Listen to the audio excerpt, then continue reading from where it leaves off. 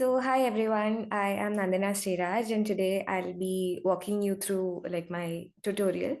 So it's basically based on multimodal AI. So I'll be walking you through, let's see the agenda of today's tutorial. So I'll be walking you through what multimodal AI is. So what is this domain? What is multimodal AI?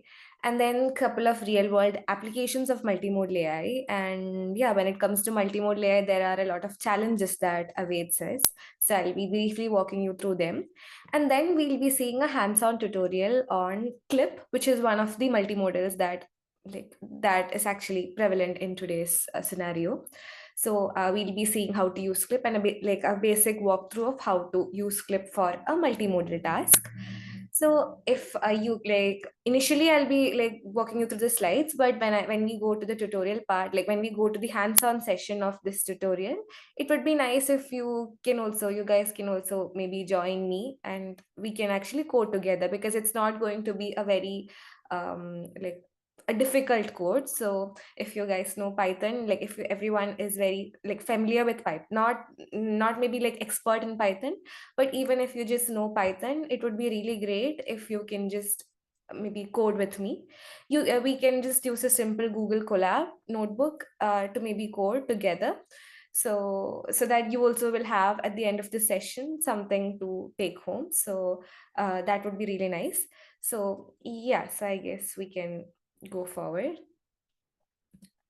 So what is multimodal AI? So in this world, so there are different kinds of data. There is textual data, there's tabular data. So basically the data that we see in the form of tables, or if you're familiar with the basic data science, data frames, you have tables in which there are columns, there are numerical columns, there are categorical columns. So that is structured data. So there's a lot of structured data and there are a lot of unstructured data too. Like images, there are audio data, there is video data, there is textual data. So there are a lot of different kinds of data that exist in this world. So before the advent of multimodal AI, we were dealing with it like individually. Say if you have used maybe data frames, we were dealing it as a regression task where we'll just take the structured table and then maybe do a regression task or maybe a classification task on top of it. Or if it was like an image model, we'll try to maybe deal with the image data only. So maybe like an image classification model classifies if this picture is a dog or a cat. So these kind of small tasks where only one kind of data was involved. But as time progressed, so this thought came, okay, why can't we actually combine different kinds of data? So why can't we just combine maybe text with images, maybe video with audio? So because yeah, video and audio actually goes well together. So why can't we just take a video, like video visual data, and then combine it with an audio data to get insights? So this gave rise to this thing called multimodal AI. So multimodal AI is the integration of different data modalities, say for example text, images, video, sound, into a single system. So at this point you will be able to use different kinds of data together, and this creates more richer flexible models, like models that can give like more insights. So for an example, I would say like combining text and images so that the system is able to understand the context of the picture and describe it. So that's like a very very small simple example of multimodal AI. You'll have a picture and then describe the picture. The model that we will be seeing in today's walkthrough will be more of like very similar to this. It will also be like an image detecting which text actually belongs to this particular model. So I mean image. So we'll be seeing like a very similar walkthrough of a project in this in this scenario. So yeah, that's a very brief introduction of what multimodal AI is. And coming to the importance, so yeah, when it comes to the field of artificial intelligence, what are we trying to achieve? We are trying to achieve something that the human brain does. So initially it was smaller machine learning tasks, and then we developed deep learning so that we can actually resemble, like make something that resembles our human brain, like it resembles the way in which our human brain works. So that was what people were trying to develop over the years and they were trying to mimic the working of human brain. But how does human process data? So is it like we only take audio data? No, right? We process different types of data at the same time, because we hear things, we see things. So there are a lot of different types of data that's going into our maybe head, or that's going into our system or our brain simultaneously. So that was when this think of, okay, why can't a model also do that? Why should a model just handle images only, or why should a model just handle text only? So that gave rise to this thought called multimodal AI. So yeah, so humans understand the world by processing multiple forms of information at once. For example, yeah, an image of a dog. So imagine that you see an image of a dog, but you understand that that is a dog because this thing dog is corresponds to that thing in English, right? Then in your native language it will be something different. Maybe yeah, it depends on your native language. So yeah, so you know a lot of background information. That's not just an image. So when you see an image data, it's not just the image data that we are trying to interpret, but also a lot of other different kinds of data, like text data, is involved in it. So yeah, so we are trying. So multimodal AI attempts to replicate this ability in machines, enabling them to process and interact with data in a more human-like way. So handling different kinds of data at the same time.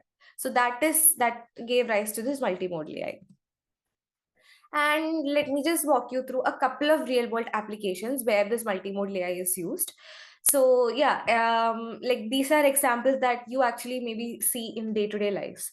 So the first one is image captioning, automatically generating captions for images. So if you have an image, what does this image stand for? So imagine that you have a picture of car, street, buildings, and you ask AI, maybe you ask ChatGPT, or you ask the AI model, multi-model, okay, what does this image have? And then it replies with a busy street with cars, pedestrian, and tall buildings. So it's able to capture it effectively. And then another very main application is visual question answering. So given an image, we are able to ask questions to the image. A very simple example is, what is the color of the dog in the image? And then it replies with the specified answer. But yeah, a more theoretical or maybe a more practical aspect of this is, so imagine that you have a graph, or imagine that you have a pie chart. So you are able to ask questions and understand from it. Or sometimes imagine that you have a very complicated graph that even you find difficult in interpreting. Now the multimodal systems have even that level of capability, that it's able to interpret the graphs very well. Even if you are confused, it's able to interpret it clearly. Maybe the markings, or you're not familiar with the legends or so, it is able to actually help you with the task. So this is one of the most, I think, one of the common applications of multimodal AI. And then text to image generation. So I'm sure most some of you, at least some of you, might have used Mid Journey. It's a very nice platform where you just give a prompt, you just type something, and then it creates a new image. I mean, a very good image, maybe not very realistic, but yeah, it even creates realistic images, but yeah, very fictional, very good images too. So it depends on the creativity of your prompt. So imagine that you just give a prompt like a cat wearing a spacesuit in Mars, then it'll give you a very cool picture of a cat in Mars wearing a spacesuit. So yeah, creativity is boosted to that level of extent. So systems like DALI and Midjourney creates images based on textual prompts. So I think in ChatGPT, if you give a prompt and then it generates the image, it uses DALI. And then there's this platform called Midjourney also, which creates equally good images. So that's another application. And then image search. So imagine that you have a very huge database of images, you have 550,000 images, and you want to find out a particular image from that data set. So rather than you going and manually trying to find out, okay, which image corresponds to that, you can just maybe give a text query, and it relates, okay, which text to this text query, which is the closest image. So that is another application where you can just use a text prompt to actually find out which is the closest image from a very large database, and then it returns all the most relevant images. So for example, if you just type maybe a sunset over a beach, and it gives all the relevant images for sunset in a beach. And now comes another very realistic or very useful application. accessibility. So people who are visually impaired, or maybe people who have disabilities, this actually multimodal AI actually helps them a lot. So imagine that, like, he or she is visually impaired, then like they have a smartphone which actually translates what is happening around them into like maybe audio, the visual into an audio, then that actually helps them a lot. So this field has a lot of potential. If developed correctly, it will be able to, I mean, it is still actually helping, but yeah, if develop like as time progresses, I'm pretty sure that like this field has immense potential to actually help people who are disabled. So I guess that was a couple of things about the real world applications of multimodal AI. Now moving on to challenges. So yeah, I think what is it without challenges? Like, it is data, it is multimodal AI, it is something not very new, like it's not very recent. I mean, it's advancing though, but yeah, it's a lot of challenges still prevail, and a lot of challenges existed when this came. So yeah, aligning different modalities is something that's not very simple. So imagine that you have text data and you have maybe image data. Both of them, so both of them will be multi-dimensional data. So multi-dimensional data as in, so if you have like a data frame, a simple data frame, it's just like a 2D structure where you have like rows and columns. But in the case of maybe images or maybe textual data, it would be multidimensional, and it won't be like the typical 2D structure that you would see. So it could be multidimensional. So aligning different modalities together will be a challenging task, because to handle these data individually itself is hard. So then combining them makes it even harder. And data availability. So when it comes to this image data, there are a lot of challenges, like images might not be clear, so then I'm not clear, or not zoom, like not proper images, maybe not zoomed in images.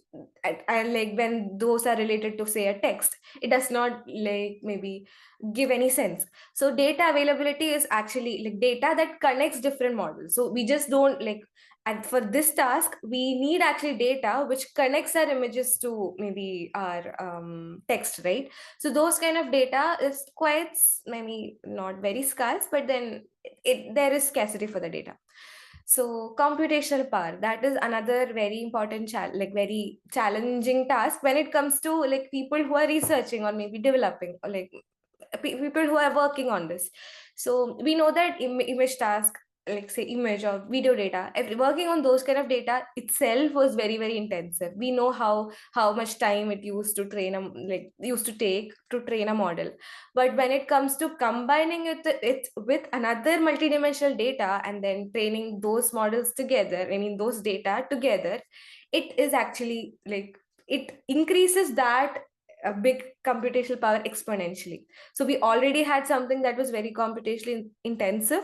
We are trying to exponentially increase that computational intensity.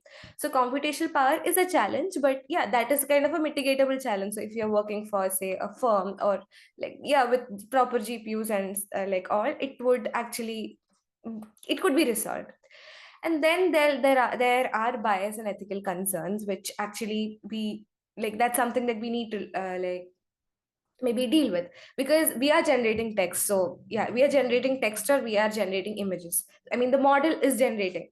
So we need to ensure that the model, the one, I mean the output that is being generated by our multimodal is biased, is ethical. I mean it's not generating something that is offensive. So we don't want offensive content to be generated, we don't want offensive images to be generated. So we need to ensure that the thing that we are developing is ethically right. So these are some challenges, like these are not these are some challenges that exist in the field of multimodal AI, which people are trying to tackle, or which people are still trying to tackle. Like maybe not everything in this is solved. So yeah, I think that was it about the initial part, and now let's move on to like one of the multimodals that I'll be walking you through today. So I'll be walking you through maybe a demo of how to use a multimodal. So yeah, the multimodal that we will be dealing with today is CLIP. CLIP is contrastive language image pre-training. So that's the short form for CLIP. It's a model that's developed by OpenAI. So this model connects images to text. So this model only deals with image and textual data. So the purpose of this model is matching between images and textual descriptions. So you have like an image and then match maybe like a number of text. So which text corresponds to this image? I mean, vice versa is also possible with this model. So yeah, so that's what is happening in this model. So basically it tries to connect images to text both ways. So yeah, we'll be seeing one of the like one-way task today, but this model actually helps us to connect images to text as well as text to images, like in a set of text, which image corresponds to which text, or maybe yeah, vice versa. So that's what clip is for. Now coming to the architecture of clip.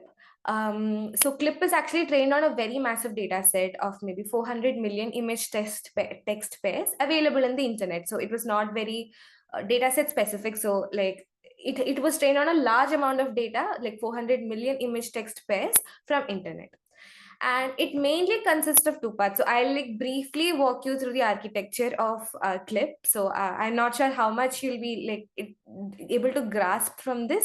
So yeah, even if you don't get what I say, it's perfectly fine. So I'll just walk you through the basic architecture of clip. So yeah, it consists of a text encoder and an image encoder. I'll be just saying like what encoders are for people who maybe like new to this thing. I'll be just explaining it in the coming slides. But yeah, there are two parts. So this clip consists of two parts. There is a text encoder part, and then there's one image encoder part.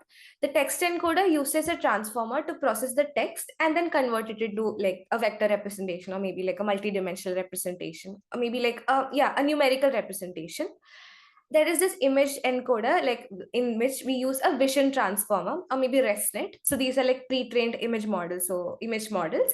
So that to convert images into its corresponding numerical representation or maybe vector representations. So it basically has two parts and then it combines both of them.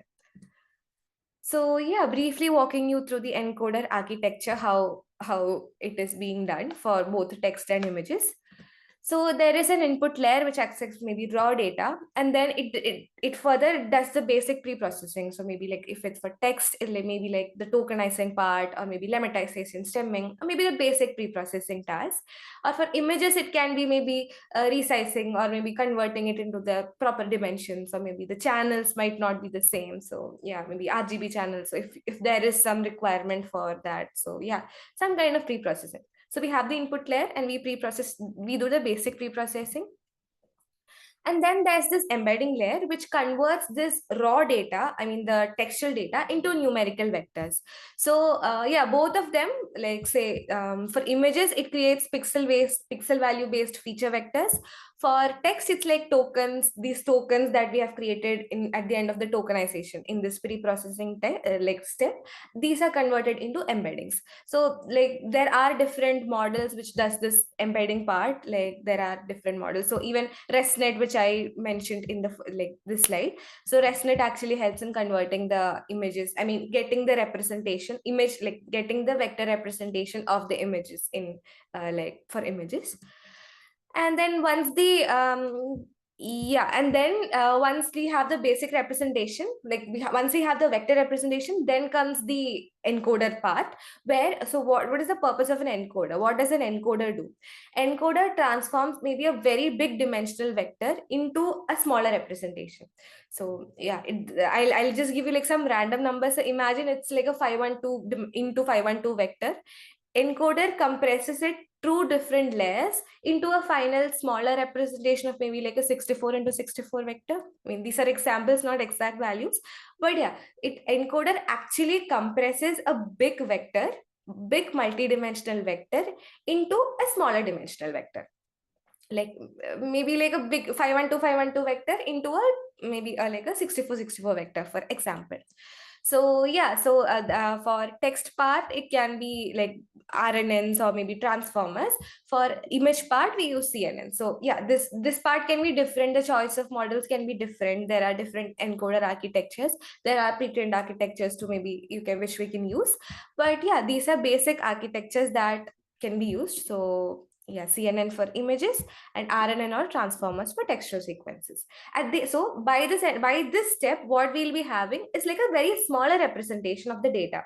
So yeah, I'll just for people who might have lost, I'll just brief the process again. So we have our text, or maybe we have our images, and then we do the basic pre-processing like removing stopwords, etc., etc., or maybe for the images, maybe some kind of like channel change or something like that. So we do the basic pre-processing, then we convert it into its numerical representation. So the numerical representation will be very huge. Using the encoder architecture, we convert the big representation of both the image as well as the text into a very smaller dimensional vector. So the smaller dimensional vector will encompass the knowledge or maybe the information or the important information of the bigger dimensional vector. So that is the way in which we will be like combining it into a smaller one. And then yeah, we actually plot this like, so we have the smaller text vectors, we have the smaller image vectors, we plot it in a maybe like a same vector space basically.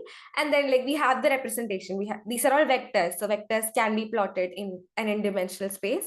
So we plot these vectors, and after plotting, I think that's in the next slide. Yeah, so yeah, I'll just explain it. So yeah, after plotting, so once you have this, after plotting, we try to get the distance between the text vectors and image vectors and try to bring the pairs that are actually like closer together. So which means that okay, there's some connection between the same. So if two vectors are really close, one image vector is really close to one text vector, it means that okay, this is the pair that we are looking for. So that is the basic architecture of that's how the encoder does the same. And yeah, maybe a picture image representation of whatever I've told. So yeah, this image was taken. So OpenAI has written a very good article, like a very, very good article on the clip architecture and how the uses and everything. I can share the link maybe like after this. So it's a very good read. It's a very, very, very in detailed maybe article about clip. So, and most of the like, yeah, I think you will find whatever I've told in that too, because they have explained the architecture very, very well. And so yeah, we first convert text into a multi-dimensional vector, and then image also into a multi-dimensional vector, and then plot it in the same vector space. So that is an image representation of the same. And what was different in clip? I mean, there are a lot of multimodals, but what made clip stand out? So what was special about clip? So one thing that was really, really special about clip was that it was able to perform zero shot learning. So zero shot learning is that when it comes to a new data or maybe like a new task, you don't need to actually train clip again to make it adapt to your task. So even if like clip has not seen that data, clip has not done that task before, clip has this ability to do zero shot learning where it actually generalizes it and it actually performs well for your task too. So yeah, clip has the ability to perform zero shot learning, and that is to generalize new task without the need for task specific training. So yeah, and it is a very powerful model because it has this vector space. I told you, right? We plot the text vectors as well as the image vectors on the same vector space. So yeah, it learns from a shared vector space where image vectors and text vectors are plotted. So it's a really powerful vector space. And yeah, it does zero shot learning. So even if you are trying to do a task, you don't need to train clip. I mean, you can do transfer learning, which is fine, but you don't need to necessarily train clip to adapt to your task. It adapts itself, like it has that zero shot learning capability. And there's this thing called contrastive learning. So I think this is what I explained earlier. So contrastive learning during the training time, so what it does is that it tries to bring together, I mean map together or maybe push together the vector pairs that are the image vector and maybe the text vector pairs that are close to each other. Then it pushes away, I mean it omits or it cancels out all the non-matching pairs. Yeah, I mean I'm audible, right? Some pop-up came. Uh, can someone just put in the chat if I'm audible? Okay, yeah, yeah. I think this notification was, yeah, where to find this presentation file? I can maybe share it with the DSC team and they can share it with you. Yes, the presentation will be sent. Yeah. Okay. Yeah. So let me continue. So yeah, so this thing clip has this ability for contrastive learning where like image and text vectors that are close to each other are actually mapped and pushed together, and the ones that are really apart, I mean they don't have like they don't have common features, or maybe they're not aligned, are pushed away. So yeah, that's how clip learns. Okay. Yeah, it was not moving. And then yeah, I think I did mention how clip like this before, because it is able to do zero shot learning. That is, it does not need to be necessarily trained on your task. It can, like, without any additional training on any specific data set for it, like clip is able to actually adapt to your task. So which makes it very special. I mean, even if you don't have any so even if, imagine that you don't know anything about the clip architecture or how it works or anything, you have some task maybe which connects an image to a text, you can simply use clip. So that's the demo that I'll be showing you today, like without us being like wanting to train the model on our data or the image that I'll be using. Clip will be able to handle it by itself. And what all challenges did, like clips actually solved a couple of challenges. So one was costly data sets. So usually these ImageNet, like there are certain data sets like ImageNet data sets, which is like a very big label data set. So ImageNet is like one of the data set that's actually used for like a lot of, I mean, there's a competition, ImageNet competition. So it's a competition data set. Creating these data sets is actually a challenging task. It requires a lot of manual labor.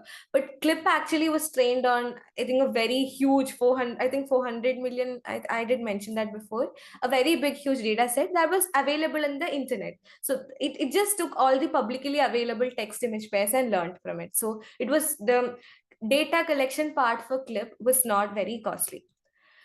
And is there an, I think I'll look at these messages. Look at the messages at the end. So yeah. And another thing is that clip categories. Okay. Yeah, I think this is something that I did mention before. Like, if we don't need to actually, like, zero shot learning, we don't need to train clip on our own custom task. It actually helps you do it for your own task. So we don't need to like maybe use it for like to pre-train the model. So yeah, it's performance. So the thing is that, like, in the blog that I mentioned, the OpenAI's blog, so they have compared clips performance on different data, like on different supervised models. So there are a lot of models that were trained on ImageNet data set for a specific task. So imagine that your model was trained, like, say, a ResNet model, or maybe imagine that you have an InceptionNet model which was trained on like your data, fine-tuned everything. And then there was clip, which was not at all trained on your data. But then at the end of the day, when it came to the prediction task or maybe whatever task, clip was like I mean, I think clip outperformed the other tasks, like the other models, which was actually fine-tuned and pre-trained on the custom data. So clip was actually a rival to the one that like the pre-trained one. So yeah, the blog is very interesting. I mean, it's a good read. Yeah.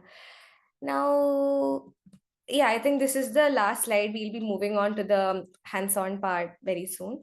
So your real-world applications of clip, I think I did mention a lot of applications in the beginning also. Yeah, it can be used for image search, content modification, assistance, like I told you, like as for assistance, I did mention that, like the visually impaired portion.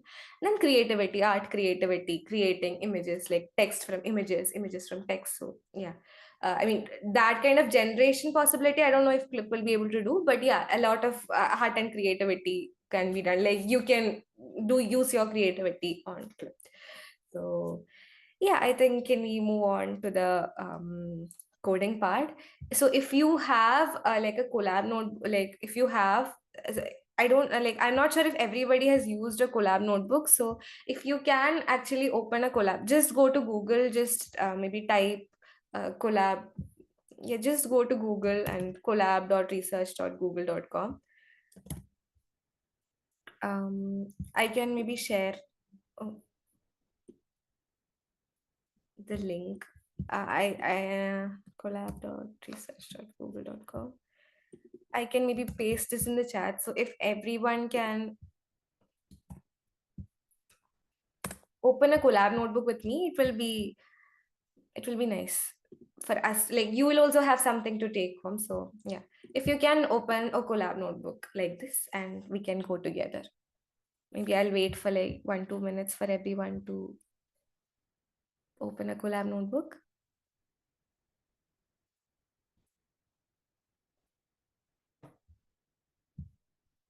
Just open a new notebook and just do this connect if anybody is new to collab. So yeah, so this is so if anybody is new to collab, I'll just briefly explain how this collab is meanwhile. So yeah, you can so you need to, there was a connect button here, just click on the connect and then you're all set. You can type in your code here, whatever code you want, you can just type in here, and this is the run button. You can just run your code using that. That's it. And then if you want to add more code blocks, you can use this plus code. Yeah, I think that's it about collab. And in case you have any files to upload, I mean, in our case we don't, but in case you have any files to upload, there is this place where you can use. Oh, okay. Host and panelist. Okay, I think everyone. I think now it should. Yeah, now it should be there.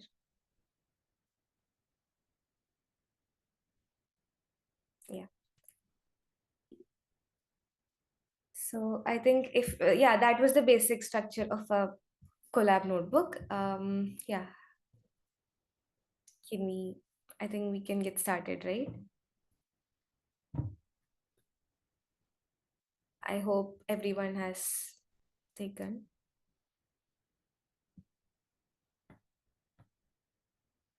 I think we'll get started.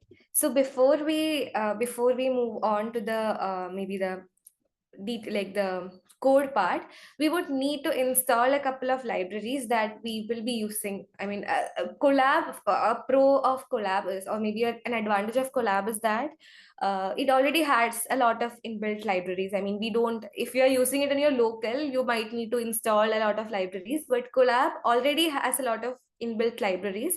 Like say, I mean, like NumPy and all, you don't need to install that in Python. Like collab already has that. So if you're doing it in maybe VS Code or maybe some other, you're using it in your local, you might need to install those libraries. But in this case, collab already has, so you don't need to.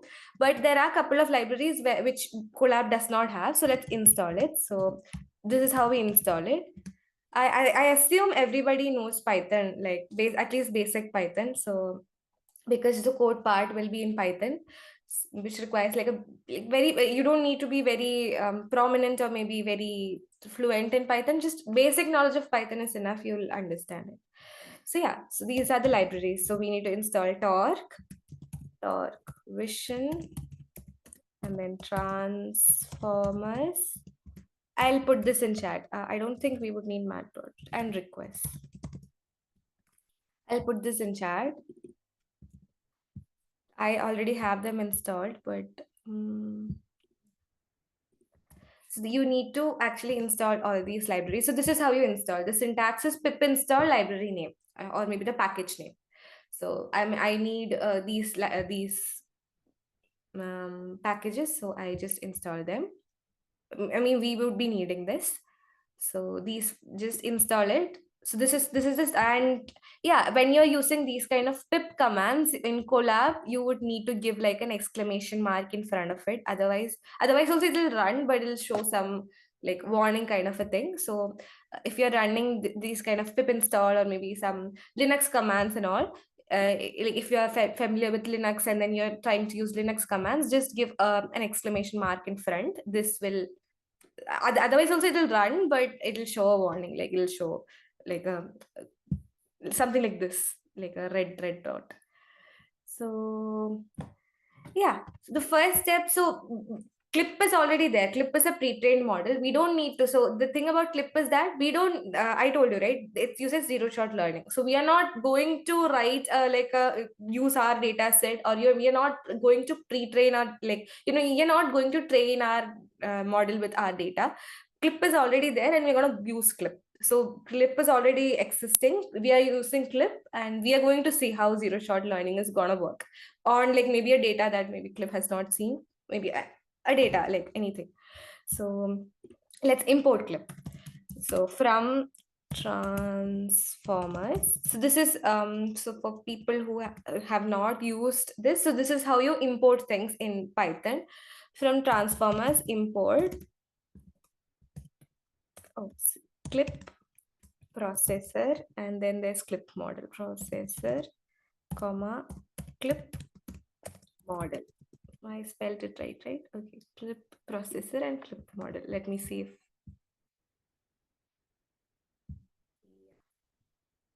it's running. It might take a little time. I'll put this also in chat.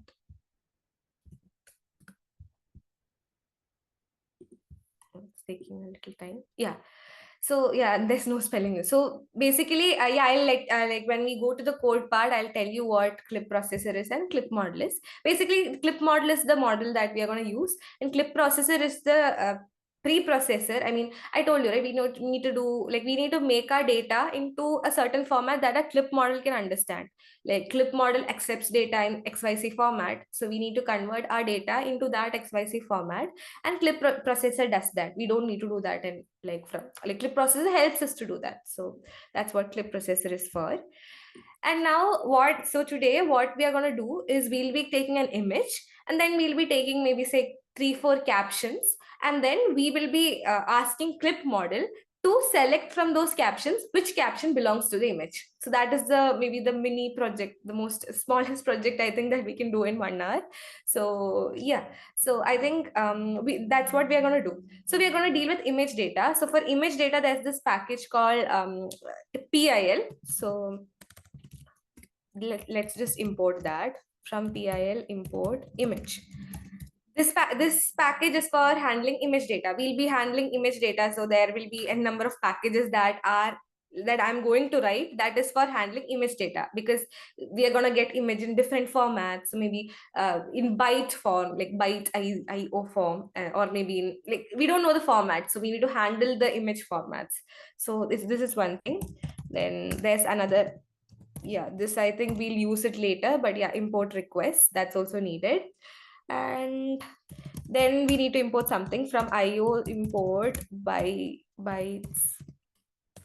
So this is because the image comes in this bytes IO form, so we need to handle that format also. So these two things are to handle the image that we are going to use.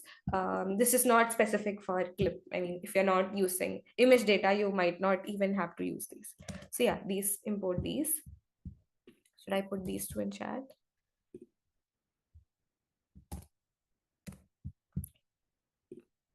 Yeah. So let's use a model. So we have model. So now we are gonna, so we have a Clip model and we have a Clip processor imported. We are, okay, someone has raised hands. Oh no, okay. Yeah, so we have a Clip model, we have a Clip processor. We are going to import the pre-trained. So we imagine that there is a pre-trained Clip model and Clip processor inside it. We are gonna just take it. And there are like different versions. We're gonna specify which version we are using. That's it.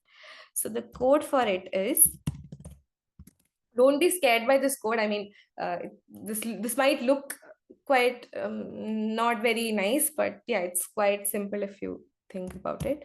So we are going to import. So from Clip model dot, we are importing a pre-trained model. We are not going to train it again. From pre-trained,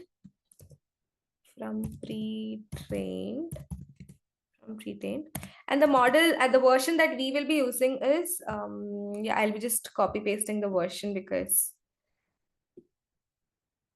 yeah, this was one of the latest version that existed. There are a lot like, if you know, like these libraries or these models, they get trained now and then, like, yeah, so yeah, there are a lot of version changes that's happening. So yeah, this is the version that we will be using today. Let me just run this and I'll put this in chat. Yeah, Meanwhile it runs, I'll just put it in chat. So what are we doing here? We are importing. So this is the model that I'm going to use, clip VIT base patch 32. That's the model. That's the pre-trained model. That's the name of, basically the name of the pre-trained model that I'm going to use. Imagine that there'll be different versions of it. I mean, just I'm using this version. Maybe you can maybe try out with different versions. So I have my model with me. Now I need the pre-process. I mean, I need my preprocessor to pre-process the model. So yeah, processor. That also the same format. We have the clip processor dot from pre-trained. Yeah, I'm gonna copy paste that also. The corresponding preprocessor. I mean, same, basically the same models. So this is the model part, this is the preprocessor part. So what is preprocessor gonna do? Preprocessor is gonna preprocess your data. I mean, preprocess the input that you will be giving. That's it. Yeah, I didn't put this in chat.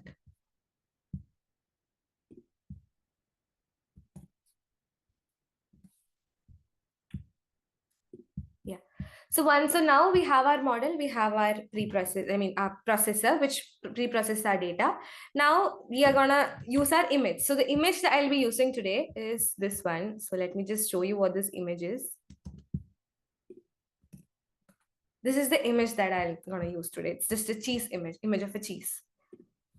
I'll just put the URL here. So if you want to check, so this is just an image of a cheese from Wikipedia. I mean, just a random image. So yeah, that is the image that I'm going to use. And how I'll import this image is something that is quite tricky. I'll just explain it after I use it. So this is the URL that I shared with you. I put it on chat. And then I need to specify a header because I think like Safari was throwing error. I don't think sometimes Chrome and all would allow. I mean, this header is very specific for like the browser that you're using. I mean, the browser setup. So this, Safari was not allowing this URL, like the for the code to use this URL. I'm using Safari. So sometimes if you're using Mozilla or if you're using Chrome or Brave, it might not be an issue for you. But yeah, this was an issue for me. So yeah. I'll put this in chat. And you can maybe use like different images if you want, but yeah. So I have run it. So now I have my URL of the image. I mean, I have the image with me, image URL with me, my processor, and then model. Now what I want to do is I just have the URL, right? I need to load the image. I need to convert this image into maybe like the a format that the clip model can take. It's just a URL. So I need to convert it into image. So for that, we have imported image. So I need to convert it into an image, which Python can understand, not just a URL. So the syntax for that is response. So I have a URL and a URL in the internet. So I am trying to get the image from the URL. So response is equals to request. So in case you're not using like a web image, I don't think you would need to go through all these. You can maybe directly convert it. Yeah, I'm using a web URL. That's why I should have actually used a simpler one. Yeah, but header is equal to headers. I'll explain this in a second. Headers and then stream equals to true. So this, okay, void headers, okay. This is basically getting the image from this URL. So I am giving the parameter URL headers because Safari was creating an issue. You might not need to give this at all. And then yeah, streaming true. So basically this gives the image as a response to this. So I'm just calling the URL. So I get the response. And now I need to convert into image format. I'll just show you in a second. But yeah, let me just. I've put everything till now, right? So yeah. Now I have the response, and from this response, I need to get that image in an Python image format. Like we have this image. So I need the image in a Python image format. So for that, I have image equals to, I have imported image. Yeah, I've imported image. Image dot open This is very format specific, IO, and then response.content. Yeah. So basically what I'm doing is response.content has the image of this URL. I'm converting it into the bytes format and then opening it as an image in Python. So now image is a Python image, like an image which Python can understand, maybe. Yeah. So if you are not using maybe like a web image, if you're trying out, I think maybe with some other image, you could have skipped many of these steps. So yeah. So you could have directly gone to this step, I think. So yeah, now I have my image. Now I need to define maybe, so now I have the image input with me. Now let me just maybe define a text, like 3 text inputs, which can correspond. Text inputs equals to maybe a photo of cheese, maybe a photo of a cat, and a photo of a sunset. A photo of sunset. So yeah, these are like random prompts, but yeah, we know that it's a photo of cheese. So whatever that's there in the URL is a photo of cheese that we know. So we have it. Now we have everything that's needed. We have our image, we have our text inputs. Now we are gonna give these two to like maybe convert these inputs into a format that our clip can understand. That is, pre-process the input. So now let's pre-process our image and text inputs. For pre-processing, remember that we have imported clip processor, and we have actually imported or maybe taken the pre-trained preprocessor from with this version into our variable processor. So our processor will help us to pre-process this whatever we have here into the most suitable format that clip can understand. So yeah, so generic inputs which will have all the inputs that clip will need. So I have my processor. So I just need to give these as inputs to my processor. Processor is the name, right? Yeah, processor, and first is text. What is the texture input? Text underscore inputs. And then what is the images inputs? So I have image. So these are my variable names. Okay, what is the text? Text inputs here. What is the image? Image. And then there are two more parameters, like the output, in the way in which I would need the output is supposed to be a PyTorch tensor. Like how will I tell that? So it needs to be in certain format. So that format it should be compatible with PyTorch, because the models are written in PyTorch. So yeah, it should be compatible with PyTorch. So we need to specify that. Return tensors. PT. Like just this mention. So PT stands for PyTorch. It just says that, okay, the return tensor needs to be in the PyTorch format. And then we need to set padding to true, because in case the text inputs or something is not maybe of the correct dimensional length, do padding. It's fine to do padding. Padding means like appending it with zero or ones, like, I'm not really sure, but yeah, appending it with values so that it fills and forms a certain length. Imagine that you want 512 dimensional vector, like just 512 numbers, and then you just have 200. Then you just fill the others with maybe pad it with zero or pad it with one. So yeah. So this is what our processor does. So what does the processor do? It takes the text inputs, it takes the image inputs, and then yeah, we want the output which is compatible with PyTorch. Yeah, if anybody doesn't know what's PyTorch, it's like one framework, one library which actually is used to do a lot of deep learning tasks. And then yeah, we need to do padding. Padding as in, if it's not, the length is not sufficient, just append it with values. That's it. Now we have our inputs. Now we need to give our inputs into the model. So let's do that. Outputs. So yeah, we have defined a model here. Like we have defined a model here, and let's see the outputs.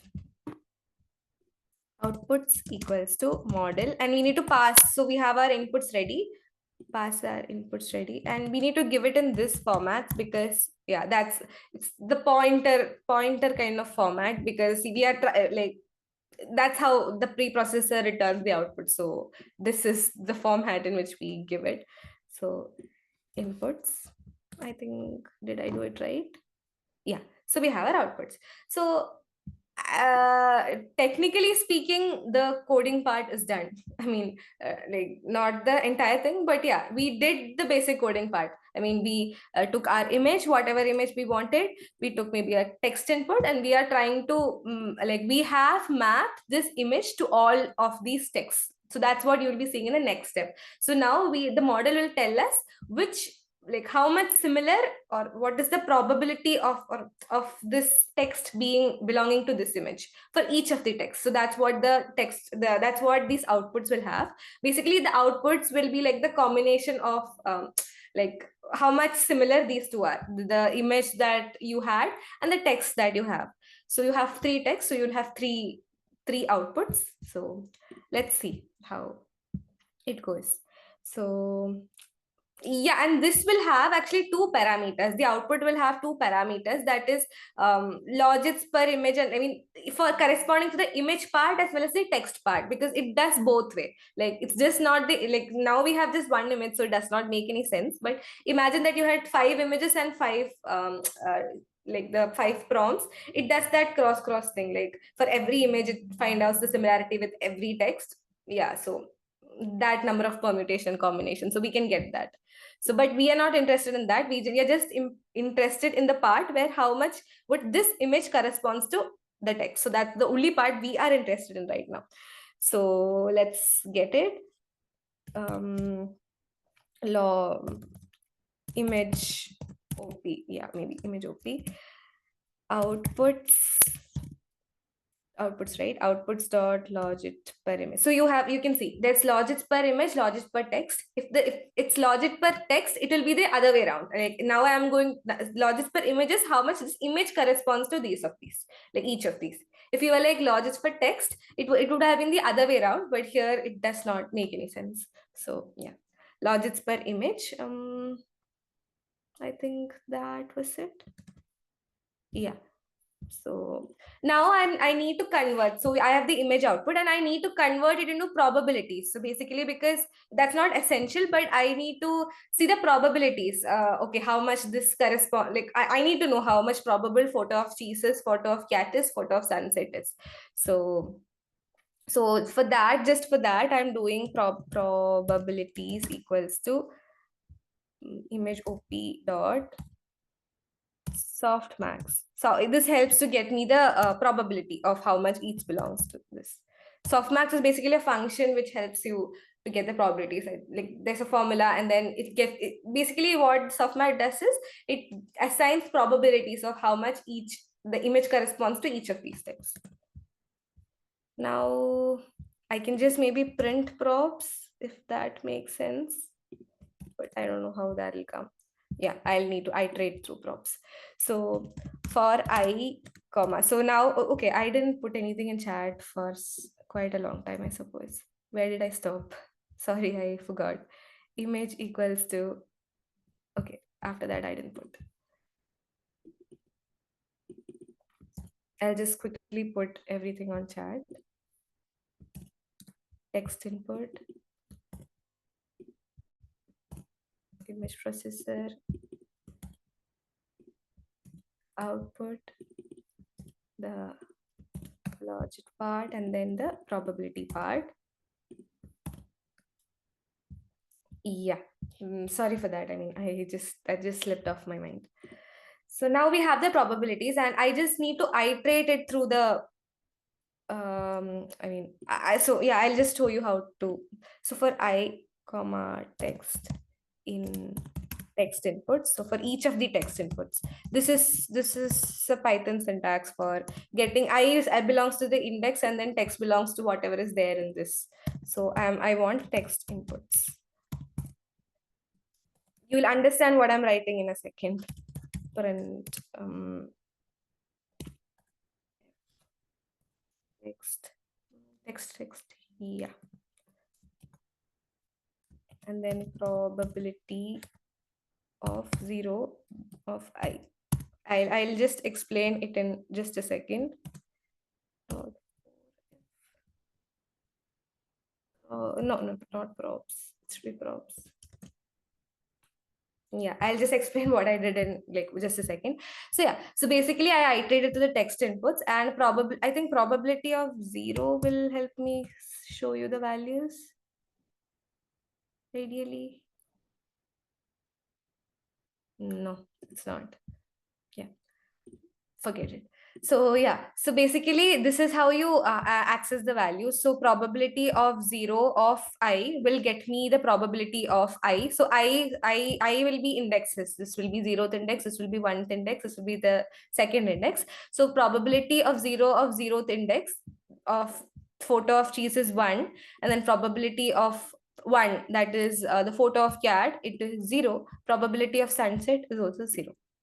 So yeah, this is how, so it's able to actually very clearly say it's a photo of cheese. I mean, ideally if it was unsure, it will be the sum will be 1, but it should be like maybe this is 0.8 and then this is 0.1 and this is 0.1, say. But here it was 100% sure, so it was like 100.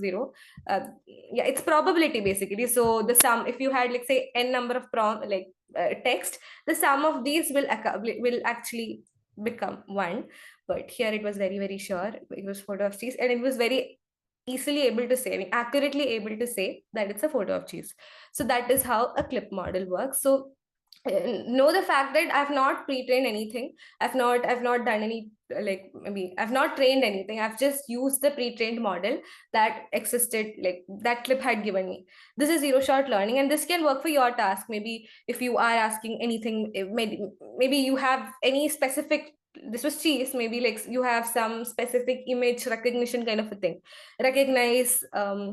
Recognize what's in the image, and then you give say 10 number of things, and then it is able to recognize even if it was not trained on your particular data set.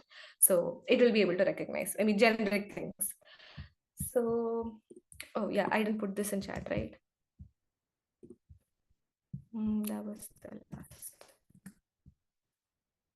I think yeah, so that's how clip does it, and clip does it with very promising accuracy. So and I'll share the article that I was mentioning. So this is the article about clip.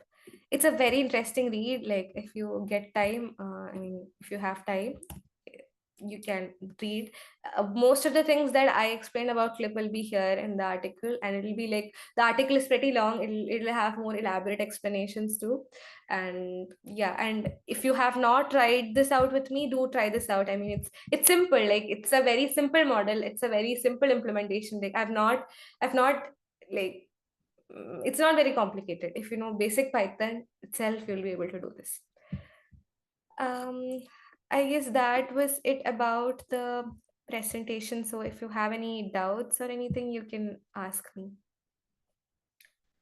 I hope I was clear. So yeah, if you have any doubts, you can post it in the chat maybe.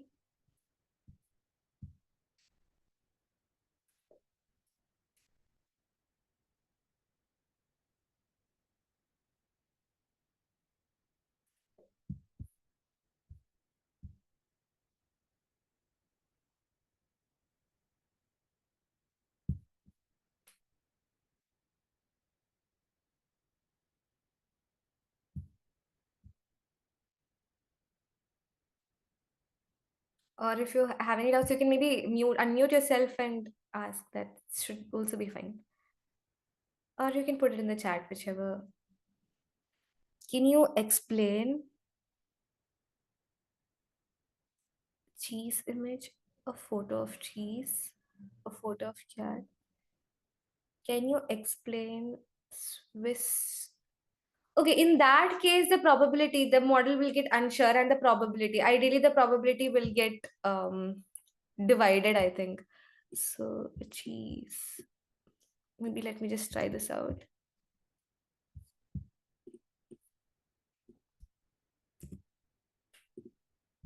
So this can confuse the model actually. So the probabilities ideally won't be.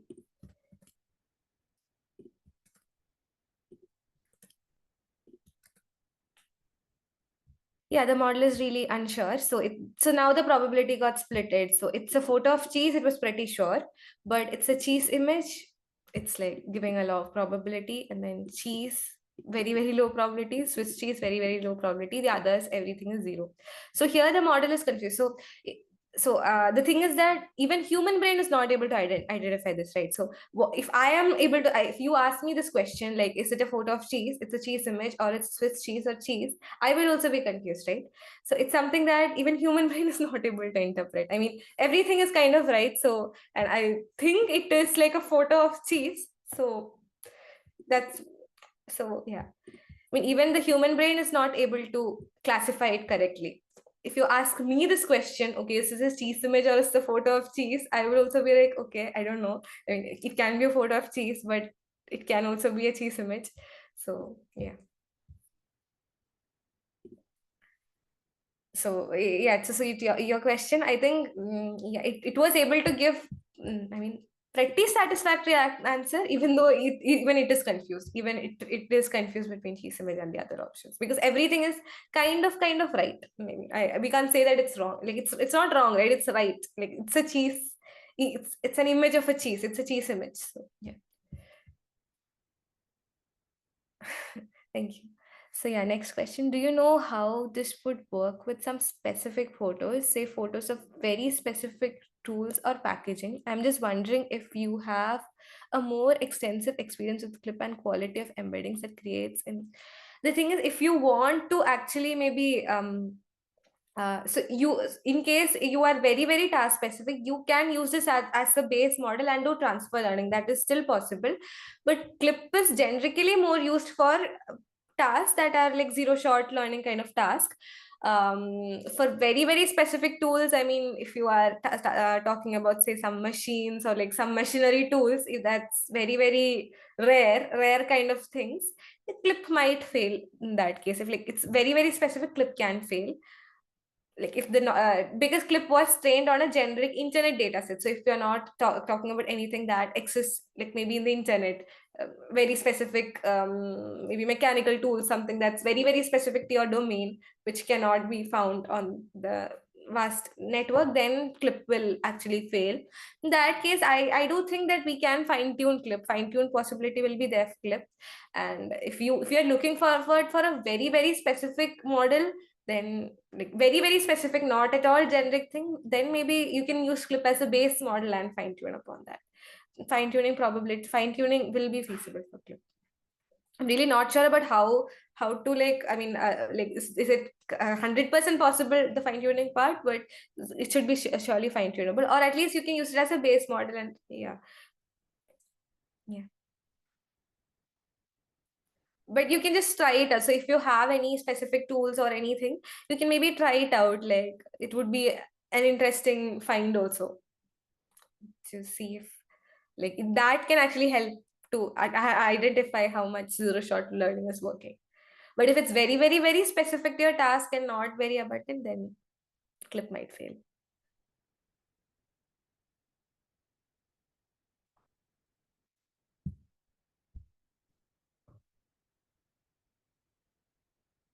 And yeah, I'll share this presentation and maybe the collab notebook also.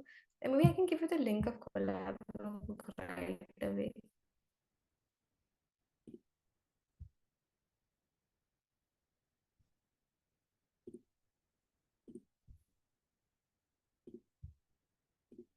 Yeah.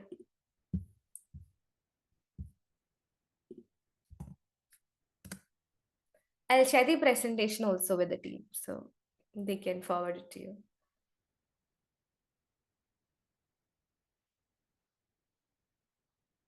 Any other doubts?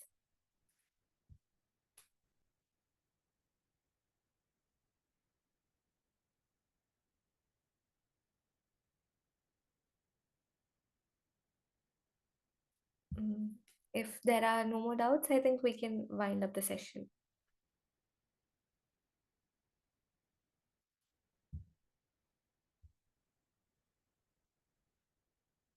Yeah, I guess no more questions are coming on chat. So yeah, thank you everyone. Thank you for joining. I hope you had a good time.